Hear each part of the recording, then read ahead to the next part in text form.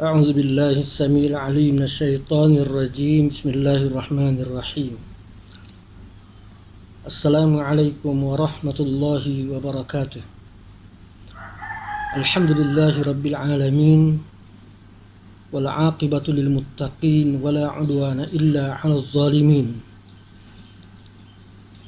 أشهد أن لا إله إلا الله وحده لا شريك له وأشهد أن سيدنا ونبينا محمدا عبده ورسوله اللهم فصل وسلم وبارك على سيدنا محمد وعلى آله وأصحابه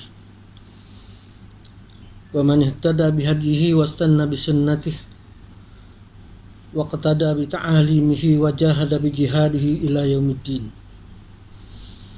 أما بعد فإن أصدق الحديث كتاب الله وخير الهدي هدي محمد صلى الله عليه وسلم وشر الأمور محدثاتها وكل محدثة بدعة اللهم علمنا ما جهلنا وذكرنا ما نسينا وكملنا ما نقصنا وأصلح أنفسنا واجعل القرآن أخلاقنا وأدبنا بآدابك يا الله يا أرحم الراحمين سبحانك لا علم لنا إلا ما علمتنا إنك أنت العليم الحكيم ولا حول ولا قوة إلا بالله العلي العظيم. Alhamdulillah, sekali lagi kita mengatur setinggi rasa syukur kepada Allah Subhanahu wa taala di atas segala limpahan rahmatnya dan nikmatnya kepada kita semua, terutamanya nikmat Islam, nikmat iman, nikmat ukhuwah, nikmat mahabbah fillah, dan khususnya nikmat yang kita rasai sekarang ni itulah nikmat melaksanakan ketakwaan kepada Allah Subhanahu wa taala dengan menunaikan segala ibadah di bulan Ramadan yang penuh barakah. Dalam siri yang lepas kita telah membicarakan sedikit berhubung dengan ibadat puasa di bulan Ramadan supaya kita dapat melaksanakannya dengan penuh bijaksana, dengan penuh kesungguhan, keikhlasan, supaya kita mendapat mencapai ketakwaan dan mendapat anugerah maghfirah, keampunan daripada Allah Subhanahu wa taala. Kerana keampunan itu sahajalah yang menjadikan kita ini diredai Allah Subhanahu wa taala, hidup kita diredai, dan Allah panggil kita balik menemuinya, masuk ke dalam surganya dalam keadaan kita redha kepada Allah dan Allah redha kepada kita. Ya ayyatuhan nafsul mutmainnah irji'i ila rabbiki radiyatan mardiyah fadkhuli fi ibadi wadkhuli jannati. Wahai nafsu mutmainnah, orang-orang yang mempunyai hati dan jiwa yang tenang kerana mendapat keredaan Allah, kembalilah kamu, pulanglah kamu, baliklah kamu menemui Allah dalam keadaan kamu redha kepada Allah dan Allah juga redha kepada kamu. Saling redha meredai, saling berpuas hati kita dengan Allah, suatu juga yang dikira sebagai suatu nikmat yang sangat besar.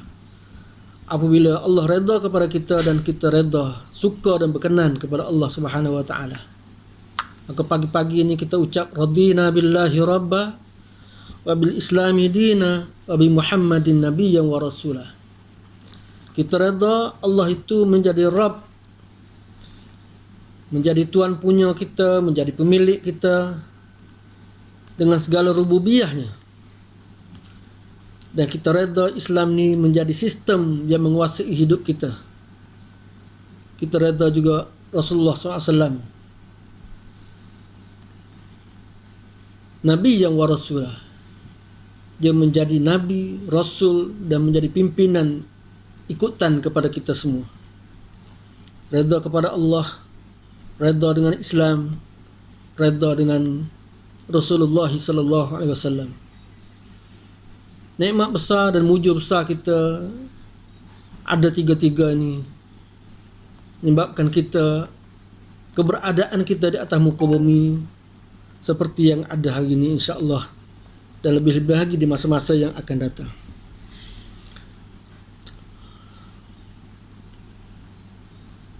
Alhamdulillah, kita masih lagi dalam keadaan segar bugar, dan selamat berpuasa kepada semua saudara-saudari, tuan-tuan dan puan-puan yang dihormati sekalian.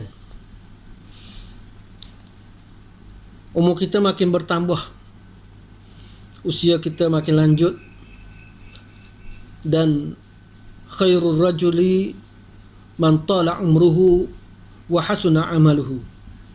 Sebaik-baik orang ialah orang yang dilanjutkan usianya, dipanjangkan umurnya, dan makin bertambah baik pula kerja buatnya atau amalnya. Kita mohon kepada Allah supaya Allah lanjutkan usia kita di Ramadan tahun ini. Kita dapat berhari raya insya-Allah di hujung bulan ni, dan kita mohon supaya Allah beri kita dapat lagi mengecap nikmat Ramadan di tahun-tahun yang akan datang. Ya. Jadi lanjut usia itu disertakan dengan amal-amal yang baik-baik. Hasuna amaluhu, baik pula amalnya. Bukan sekat lanjut usia saja, tapi disertakan panjang umur serta baik kerja buatnya dan amalnya. Siri lepas kita menyebut tentang betapa Islam ini meletakkan diri kita sebagai hamba-hamba Allah dalam keadaan terkawal. Kita kena kawal diri kita. Dengan apa kita kena kawal? Dengan syariat, peraturan-peraturan dan sistem Allah Subhanahu wa taala. Kita tidak mampu untuk mengawal diri kita dengan peraturan yang kita buat. Kita tidak mampu mengawal diri kita dengan sistem yang kita reka cipta. Tapi kita hanya boleh mampu kawal diri kita dengan sistem peraturan yang telah diturunkan kepada kita oleh Allah Subhanahu wa taala melalui Al-Quranul Karim dan melalui batang tubuh Nabi sallallahu alaihi wasallam. Sebelum ini kita telah sebut tentang dua perkara. Perintah kawalan penglihatan, terutama di bulan Ramadan. Perintah kawalan pendengaran, menjaga mata dan menjaga telinga. Dan kita sambung lagi sikit, insya-Allah, bagaimana kita harus menjaga dan mengawal percakapan kita. Percakapan kita iaitulah lidah kita. Bila-bila lagi di bulan Ramadan Al-Mubarak ini, supaya kita tidak terlibat dan terjebak dengan perangkap-perangkap syaitan, sehingga kita bertutur dengan tanpa kawalan. Kata Imam Al-Ghazali rahimahullah, menjaga lidah ini, dia kata Allah Subhanahu wa taala telah menciptakan bagimu akan lidah supaya engkau dapat berzikir dengannya. Dengan lidah ni kita harap kita boleh zikrullah. Banyak lidah kita menyebut Allah Subhanahu wa taala.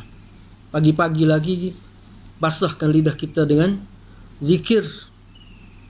Lepas tu dalam siri sebelum ni kita sebut 4 perkara yang dipesan Imam Ghazali supaya kita buat selepas solat subuh sehingga naik matahari. Jadi sebelum naik matahari kita telah selesai buat 4 perkara dalam agenda hidup umat Islam. Apa dia? Iaitulah berdoa, berzikir, baca Al-Quran dan berfikir. Doa, zikir, Quran, fikir. Mudah-mudahan kita dapat melaksanakan dan menghayati perkara ini setiap hari dalam hidup kita, insya-Allah. Jadi zikir.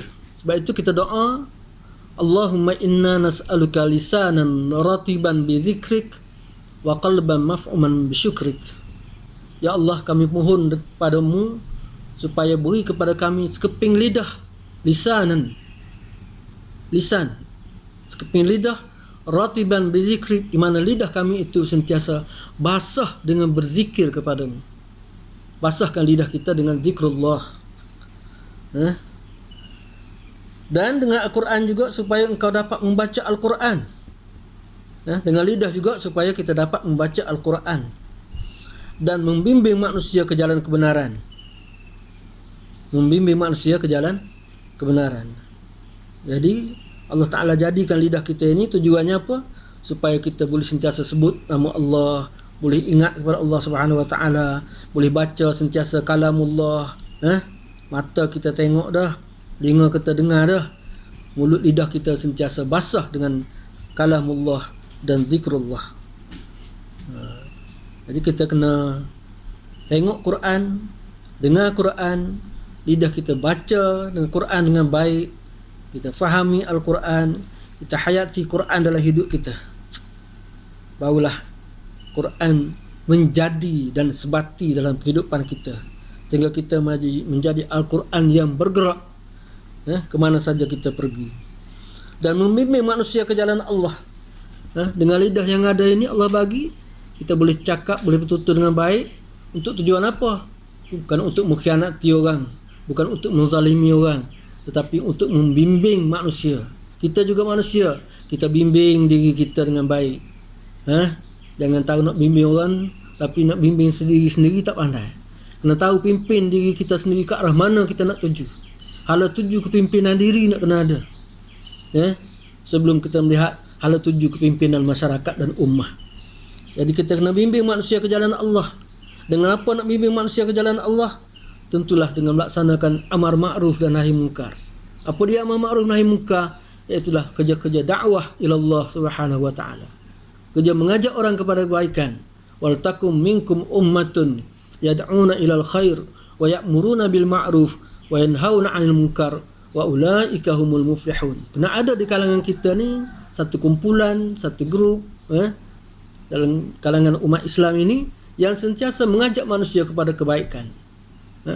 Mereka mengajak kepada yang ma'ruf, mereka mencegah kemungkaran-kemungkaran. Yang baik kita ajak diri kita untuk laksanakan, dan kita ajak orang lain bersama-sama dengan kita. Kita perbaiki diri kita dan kita ajak orang lain supaya sama-sama mari kita memperbaiki diri kita semua, supaya menjadi baik.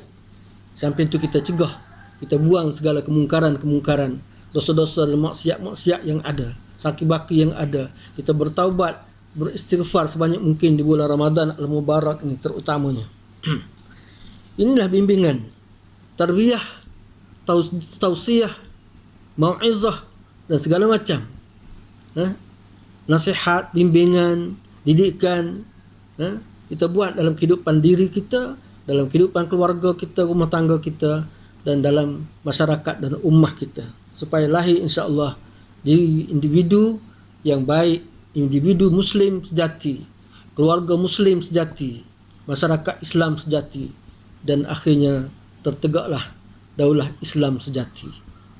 Supaya di sana akan terlaksanalah dan tertegaklah hakimiyah ilahiyah, kehakiman Allah Subhanahu wa taala, hukum hakam Allah terlaksana di atas muka bumi ini. Ini kerja kita. Ini sebenarnya tujuan Allah beri lidah kepada kita. Walaupun nampak benda tu kecil, tapi itulah nilai kita sebenarnya. Nilai seorang manusia ni, kalau kata orang Arab, al-mar'u bi asgharihi. Orang Arab kata seseorang itu dinilai dengan dua perkara yang kecil ada pada dia. Kecil-kecil belaka. Apa dia? Lisanihi wa aqlih. Nombor satu, sekeping lidah yang ada pada dia. Kecil dua batang jari je. Sebesar dua batang jari duduk dalam mulut kita. Kalau besar tak muat mulut kita kan. Jadi lidah yang kecil, sekeping lidah yang kecil ni, orang boleh nilai siapa kita, tutur kata kita bila kita cakap. Wa aqlih, dan nombor duanya ialah otak yang ada dalam kepala kita. Akal yang kita guna, Allah beri otak kepada kita untuk berfikir dengan akal yang sejahtera. Dengan dua perkara ni lah dia kata orang nilai manusia. Apa dia? Buah fikiran dia, idea dia, fikrah dia, yang lahir daripada akal yang sejahtera, akal yang salim. Begitu juga tutur kata yang sejahtera, cakap-cakap yang selamat, qaulan salima, qaulan sadida, macam-macam lagi kata-kata yang baik-baik. Kalau kita duduk diam, orang tak tahu. Kita duduk diam, kalau orang ramai majlis mesyuarat ke apa, orang tak tahu. Dia ni cerdik ke tak cerdik, cerdik ke bodoh ni. Kadang-kadang orang tertipu, tengok pen di poket baju kita ada 4 batang. Tengok dia ni hebat ni kali, cerdik, intellectual. Tapi bila kita cakap, orang nampak lah, ingatkan cerdik sangat, rupanya bodoh. Nilai, orang boleh nilai berdasarkan kepada lidah kita bercakap. Orang boleh nilai berdasarkan pada fikrah dan buah fikiran kita. Lisanihi wa aqlih. Itu bukan hadis kata-kata Arab. Popular di kalangan orang Arab disebut almar'u apa nama ni? Dinilai seorang itu berdasarkan kepada dua perkara. Almar'u bi asgharihi. Dinilai seorang itu berdasarkan pada dua perkara yang kecil ada pada dia, iaitulah lidahnya yang kecil dan otaknya yang kecil itu. Bila betul-betul cakap orang boleh nilai, oh hebat sangat dia ni. Nampak lekeh kan. Rupanya hebat dia. Fikrah dia bagus, buah fikiran dia bagus, idea dia bagus, tutur katanya pun baik. Jadi kita nak kena jaga yang tu. Kualiti kita tu. Orang nilai. Itu baru tengok manusia nilai. Allah lagi nak nilai kita.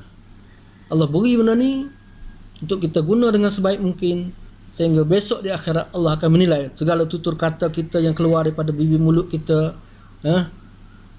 segala idea, buah fikiran, fikrah yang kita bagi, yang keluar daripada akal fikiran kita yang sejahtera, semua itu akan menjadi penilaian. Jadi kualiti kita itu di antaranya duduk pada akal dan juga lidah, tutur kata. Saudara-saudari, tuan-tuan, perempuan yang dihormati sekalian. Jadi kita nak kena jaga lidah ni untuk bimbing manusia jalan kebenaran, supaya kita dapat melahirkan perasaan dan kehendak. Kalau kita tak cakap, tak boleh nak cakap, orang tak boleh nak baca. Kita nak apa? Kita rasa macam mana? Sebab orang yang ada lidah, dia boleh beritahu perasaan dia. Rasa apa? Rasa sakitnya, rasa sedihnya, kan? Kehendak kita pun orang tak tahu. Kalau boleh cakap, kita boleh cakap kita nak itu, kita nak ini, kemahuan kita, kehendak kita macam-macam. Jadi dengan lidah kita boleh meluahkan perasaan kita dan kemahuan kita kepada orang lain. Bayangkan orang yang pekak bisu, kan? Yang Allah beri dia tak boleh bercakap, pekak dan bisu ni, ialah isyarat je lah. Tapi kadang orang tak tahu dia nak apa sebenarnya. Dia sakit ke? Dia sedih ke? Kenapa? Keadaan nikmat tak boleh bercakap. Nikmat lidah tu tak ada pada dia. Lidah ada tapi nak cakap tak boleh. Baik dalam urusan dunia maupun dalam urusan akhirat kita. Ya. Perasaan kita, kehendak kita tu tak kiralah. Yang kita dalam urusan perkara duniawi dan ukhrawi. Maka apabila engkau menggunakan lidahmu untuk tujuan yang lain daripada yang dimaksudkan oleh Allah, bermakna engkau tidak syukur terhadap nikmat yang diberikannya kepadamu. Kalau kita salah guna lidah kita, kita cakap tentu pasal, bercakap lara, bercakap mengaru, cakap mencarut, macam-macam lagi. Artinya kita telah melakukan satu perkara yang besar, iaitu penyalahgunaan lidah. Hari ini orang sebut penyalahgunaan dadah. Yang hari-hari terlibat pada tiap-tiap orang ialah soal penyalahgunaan lidah. Yang ni tak keluar dari surat khabar, tak keluar dalam TV, tak ada siapa pun yang bercakap. Orang tak cakap mengenai penyalahgunaan lidah, tapi duk bising pasal penyalahgunaan dadah. Yang tu memanglah patut sebab dia salah guna sungguh. Tapi hak ni memang setiap detik banyak berlaku. Di mana-mana berlaku. Apa dia menyalahgunakan lidah kita dengan bercakap perkara yang haram, perkara yang tak patut, perkara yang ditegah menjadi maksiat, derhaka kepada Allah Subhanahu Wa Taala dengan sekeping lidah yang kecil. Itu kalau kita guna untuk tujuan lain daripada tadi, maka maknanya kita tidak bersyukur nikmat lidah yang Allah beri kepada kita. Dan lidahmu adalah anggotamu yang paling berkesan ke atas dirimu dan yang paling berkesan terhadap orang lain. Lidah kita ni kadang-kadang kita cakap, dia masuk dalam diri kita sendiri. Kita duk bagi tazkirah ke orang lain, kita bagi kuliah, kita bagi penyampaian, tausiah, macam mana, kita bagi nasihat kepada orang. Dengan apa yang kita cakap itu, kadang-kadang dia masuk dalam diri kita dulu. Sebab tu banyak kita mengajar, banyak kita memberi nasihat, banyak kita memberi tazkirah, dia lebih memberi tazkirah kepada diri. Lebih memberi peringatan kepada diri kita, kerana kita tercabar dengan apa yang kita kata. Bila kita kata, kita akan tercabar. Kita kata kita sedapnya cakap kat orang hari ni, sedapnya bagi kuliah malam ni, tapi yang aku bagi kuliah yang aku cakap tadi, aku sendiri pun tak buat lagi. Nanti kita rasa tercabar, aku sendiri nak kena buat apa pada ni. Sebab cakap kat orang banyak dah, kita akan terbayang firman Allah, ya ayyuhalladzina amanu lima taquluna ma la taf'alun kabura maqtan indallah an taqulu ma la taf'alun. Wahai orang-orang yang beriman, kenapa kamu duk cakap, kamu duk kata dengan lidah kamu tu perkara-perkara yang kamu sendiri pun tak buat, kamu sendiri pun tak mampu nak buat, kamu sendiri pun tak azam niat, tak niat pun nak buat. Cakap kat orang bukan main. Kabura maqtan indallah, ingat bahawa dia satu kemurkaan besar di sisi Allah untuk kamu nak kata perkara yang kamu tak buat. Sebab itu kita dapati ulama-ulama silam cukup cermat mereka ini menggunakan tutur kata mereka, lidah mereka ini. Mereka kawal betul-betul, mereka jaga betul-betul. Ya. Diceritakan bahawa Imam Al-Basri, Imam Hasan Al-Basri rahimahullah, satu ketika dia bagi kuliah khutbah, ada satu orang yang dengar, mari minta kat dia supaya dia memberi pencerahan, penjelasan mengenai bab merdeka hamba, kelebihannya, fadilatnya. Dia tak jawab, dia tak layan soalan tu, senyap begitu saja. Minggu depan kawan tu mari lagi, tak dengar pun, tak sentuh langsung bab merdeka hamba. Minggu depan datang lagi, tak sebut juga. Berbulan-bulan, ada riwayat kata sampai masuk tahun lain dah, tahun depan baru dia cakap menyentuh bab merdeka hamba. Habis kuliah, orang tu mari tanya, kenapa Tok Guru? Lama saya tanya soalan ni, Tok Guru tak layan pun, tak jawab pun. Hari ni baru saya boleh dengar jawapannya. Jawab Imam Hasan Basri, dia kata, waktu kamu tanya dulu, aku tak pernah merdeka seorang hamba pun. Macam mana aku nak cakap? Aku tak buat pun lagi. Mulai daripada hari itu, aku ikhtiar berusaha kumpul duit apa semua, sehingga hari ini aku telah membeli seorang hamba dan aku bebaskan dia. Baru hari ini aku boleh cakap. Betapa ini disebut waraknya, cermatnya hidup seorang ulama nak sampaikan Islam kepada masyarakat. Sebab tu orang kata Tok Guru alim ulama, jenis lagu ni orang panggil masing mulut. Tak, cakap sepatah dua patah masuk dalam hati orang. Sebab apa? Dia lahir daripada kata-kata yang ikhlas, jujur, tak ada kepentingan. Dia kata apa yang telah dia buat. Dia kata apa yang telah dia buat. Itulah cermatnya mereka ini dalam nak bergerak, menggerakkan lidah mereka itu untuk berkata, bertutur sesuatu supaya tidak terlibat dengan larangan dan tegahan Allah Subhanahu Wa Taala. Inilah kawalan mereka. Mereka sentiasa dalam melaksanakan perintah kawalan apa dia? Perintah kawalan percakapan dan pertuturan. PKP juga. Kan? Banyak PKP kita.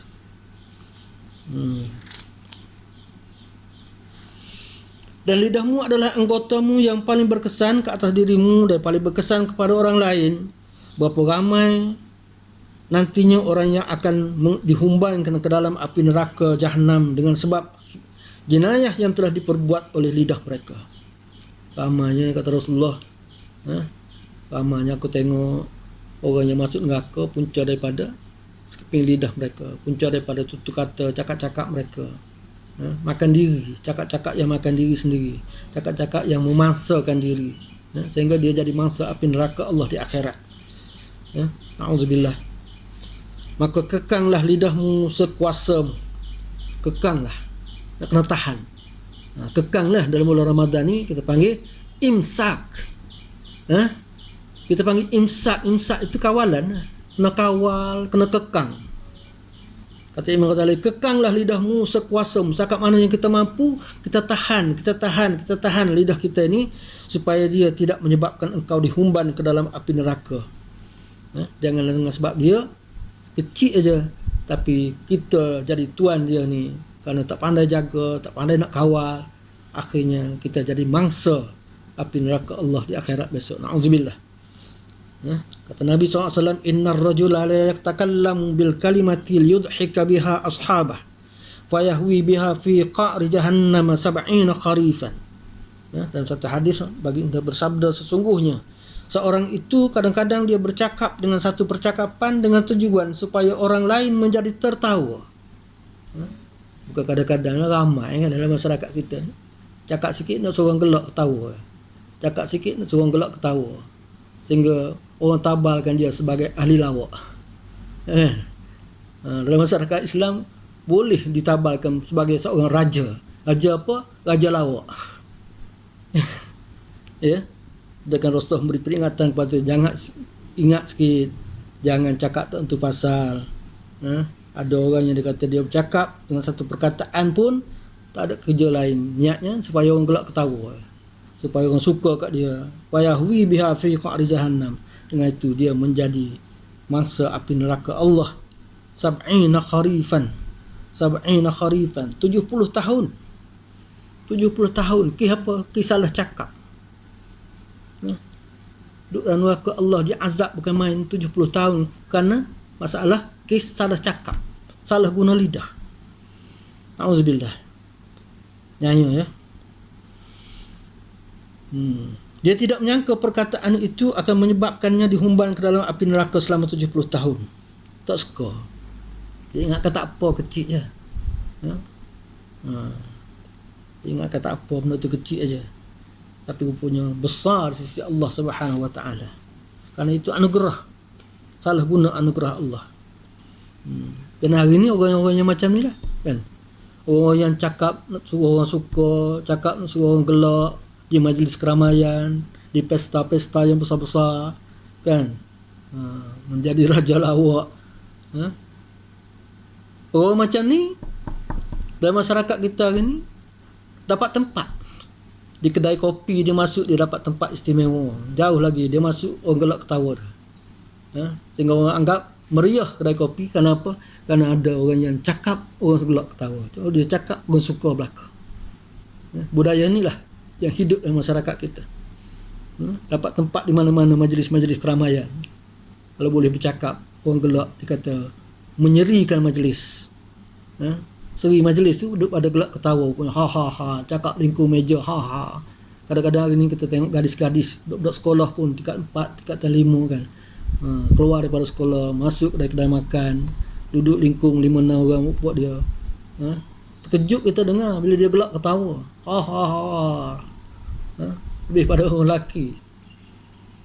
Kesian kita tengok anak-anak gadis kita yang tak terkawal dalam didikan yang betul, maka mereka penyalahgunaan lidah. Kan? Tapi tak ada undang-undang yang ni dah.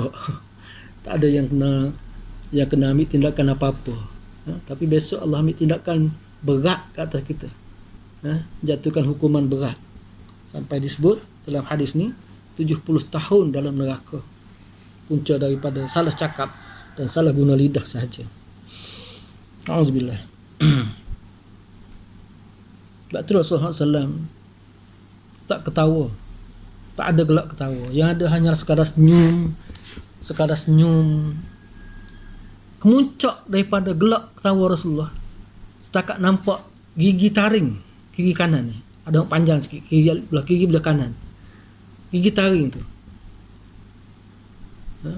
Sehingga bila Rasulullah gelak nampak yang tu, sahabat semua pakat sebar cerita. Hari itulah Rasulullah gelak sampai nampak gigi taring. Fadhahika Rasulullah sallallahu alaihi wasallam hatta badat nawajizuh.